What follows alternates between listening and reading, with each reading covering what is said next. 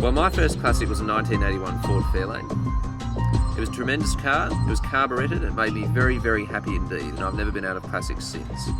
The most influential car I've ever owned is a 1993 600 SEC W140 S-Class, because it's a Concorde moment in the construction and manufacturing of modern automobiles. And the reason why I launched Classic Central is because I felt that there was an opening in the market for a quality-oriented, customer-experienced auction house that was accessible, functional, and pleasing, and gave consumers an easy way to achieve their dreams, which is getting into cars that make them happy and that last a long time. And I think that's true of many classics.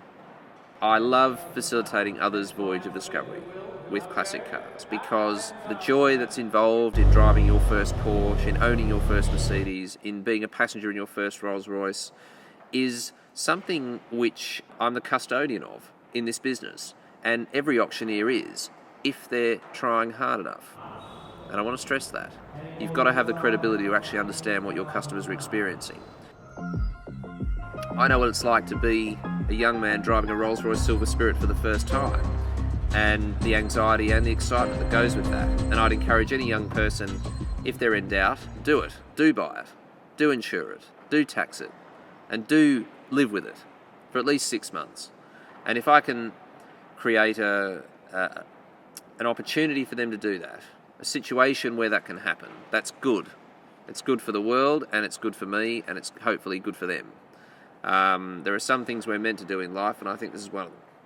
Collecting things is good for people because it's important for its own sake.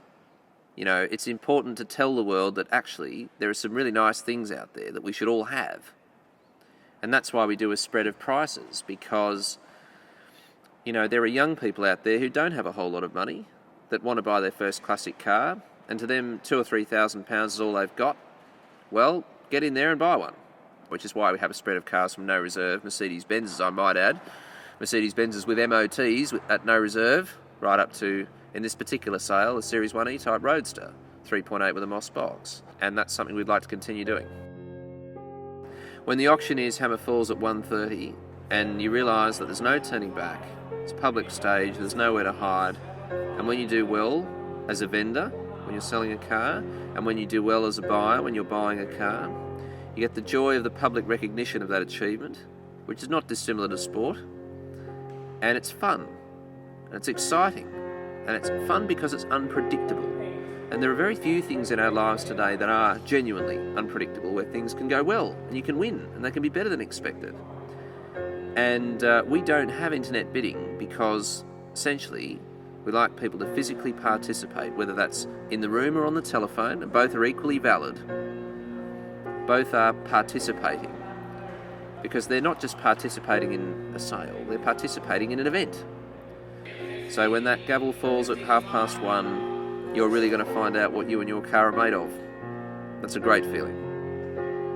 Best feeling in the world.